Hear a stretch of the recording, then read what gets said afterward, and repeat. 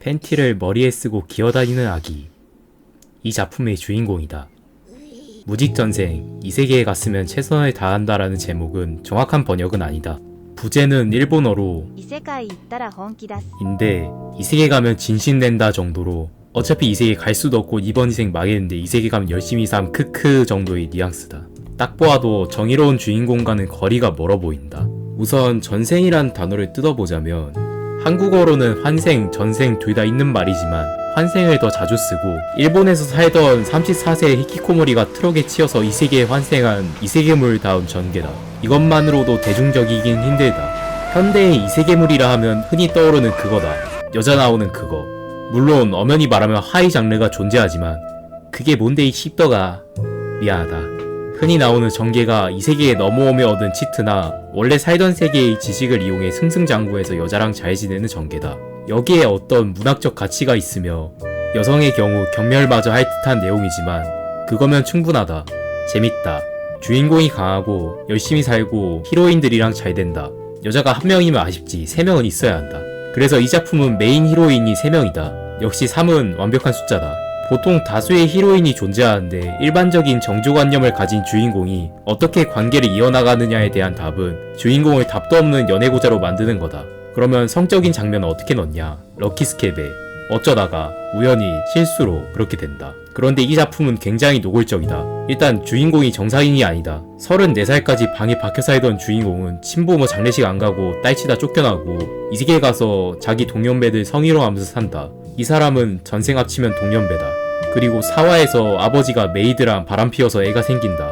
딱 봐도 내용이 어지러운데 중국 영상 플랫폼인 빌리빌리에서 논란이 됐다. Lex Burner. 라는 스트리머가 최하 계층이나 공감할 만한 걸 왜 보냐는 식으로 말했는데 이후 무직전생은 평점 테러 당하고 기술 문제로 내려갔다는 공지가 올라왔다. 스트리머는 다음날 수익 활동 밴을 먹었다. 그리고 몇몇 브랜드가 빌리빌리와 계약을 끊겠다고 했다. 또 다른 논란은 최근에 나온 장면이 노예제를 옹호하는 듯 보인다는 말이 있었다. 굳이 찾자면 더 문제될 작품이 많지만 이 정도의 인기를 호가하지는 않는다. 무직전생의 전성기는 웹소설 연재 당시다. 그런데 애니 1기가 너무 잘 뽑혀서 제2의 전성기를 누리고 있다. 나도 애니를 보고 책을 샀으니까 성에 대한 노골적인 묘사가 보는 이유 중 하나지만 그것만으로 이만큼 성공하지는 못한다. 무직전생은 루데우스라는 인물의 연대기를 보여주는데 검과 마법의 세계에서 점점 성장하는 모습을 보여준다. 어느 작품이 안 그러겠냐만 판타지라는 장르는 고점과 저점의 차이가 큰 편이다. 완전히 새로운 세상이니까 살아가는 생명체, 언어, 문화 모든 게 다르다. 작가의 역량에 따라 세상은 그만큼의 세상이 된다. 마술이라는 것에 대해 많이 생각해 색다른 전투를 보여준 것. 마술의 등급이 있어서 초급부터 신급까지 다양한데 등급이 늘수록 범위와 들어가는 만화가 늘어난다. 그래서 주로 초급, 중급 마술만 활용해서 바람을 폭발시켜 거리를 벌리거나 흙을 쌓아 올려서 탈출하거나 물로 벽 세워서 브레스를 막는 등 보는 재미가 있다. 배경 작화도 아주 좋고 언어를 새로 만든 것도 매우 정성스럽다. 그걸 성우가 더빙하기까지. 그리고 가족과의 감정선. 안에 30대 중반 남성이 들어가 있기에 우수해 보이는 아들. 그런 아들을 보면서 부족함을 느끼면서도 좋은 아버지이기 위해 노력하는 파울로. 삐걱거리는 제외. 대리만족을 위한 장르이지만 이야기는 주인공이나 독자가 원하는 대로 흘러가지 않는다. 대충 엄청 강한 주인공이 힘으로 다 해결하는 이야기가 아니다. 아내는 종교를 가지고 있어 정조관념이 확실히 있다. 그런 상황에서 바람핀 남편과 메이드를 용서해준 게 말이 안 된다고 생각하는 사람도 있다. 작가가 쓴 이야기가 납득가고 아니고는 개개인의 차이고 자기 마음이지만 소설의 내용을 가져와 보자면 좀처럼 감정 표현을 안 하고 웃지 않는 아들을 보면서 속을 썩인 제니스. 어쩌면 가족을 사랑하지 않을지도 모른다 생각했다. 그런데 그런 아들이 필사적인 얼굴로 거짓말을 하며 이 가정을 지키고 싶다는 뜻을 보여왔다. 그래서 넘어가 줬다. 나는 납득했다. 좋은 작품이라면 인물 누가 주인공이어도 이상하지 않게 정하라는 말이 있다. 소설에서는 시점을 바꿔가며 여러 인물을 입체적으로 만든다. 작가가 이야기가 그렇게 흘러가기를 바라서 주인공이 생각한 작전이 잘 먹혀서 그렇게 전개된 게 아니라 어머니가 자기 자식을 소중히 여겨서 가정을 유지했다는 이야기는 납득이 간다.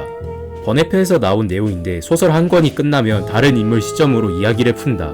주요 인물들의 떡밥을 푸는 용도로 쓰인다. 너무 주인공의 이야기와 동떨어지면 흥미를 잃을 수도 있다. 처음 듣는 지명과 인물을 등장시키면 좀 어지럽고 읽기 힘들다. 역시 판타지는 이런 게 진입장벽이다. 양산형은 내빼도 되는 게 장점이다. 설정을 설명하기 위해 긴 줄글을 써놓으면 읽기가 싫다. 그런 점에서 애니메이션은 좀 덜하다. 여러 줄의 배경 묘사보다 한 장면의 그림이 잘 와닿는다.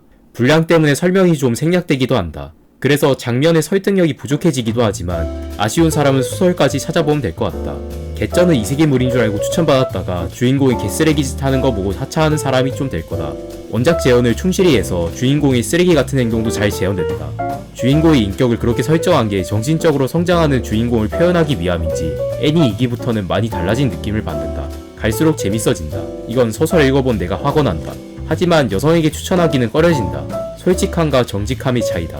양쪽 다 인간의 미덕으로 여겨진다. 사전상으로도 별 차이가 없어 보이고 뉘앙스의 차이가 있는데 솔직한 사람과 정직한 사람이라 하면 전자는 막말하는 사람 같고 후자는 거짓말 안 할 것 같은 사람이다. 솔직한 사람도 정직한 사람도 거짓말을 하지 않는 사람이지만 정직한 사람은 말을 함부로 하지는 않을 거다. 그냥 개인적인 느낌이다. 솔직하게 욕망을 드러내고 남을 함부로 비방하는 행위는 그렇게 옳지 않다. 인터넷에서나 팩트 이러고 말하지 현실에서는 남의 기분을 고려해 말하는 게 기본이다. 하지만 그렇기에 욕망을 오롯이 드러낸 글은 시선을 잡아끈다.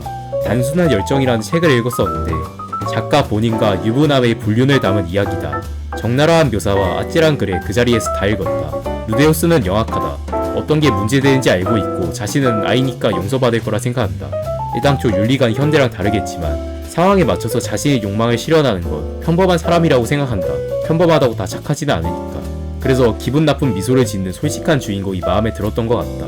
장르에 따라 다르겠지만 현실도 아니고 창작물에서만큼은 남의 시선을 신경 쓰지 않고 자유롭게 말하는 것. 그게 자신의 것을 만드는 이유다. 이 작품의 작가는 솔직했다.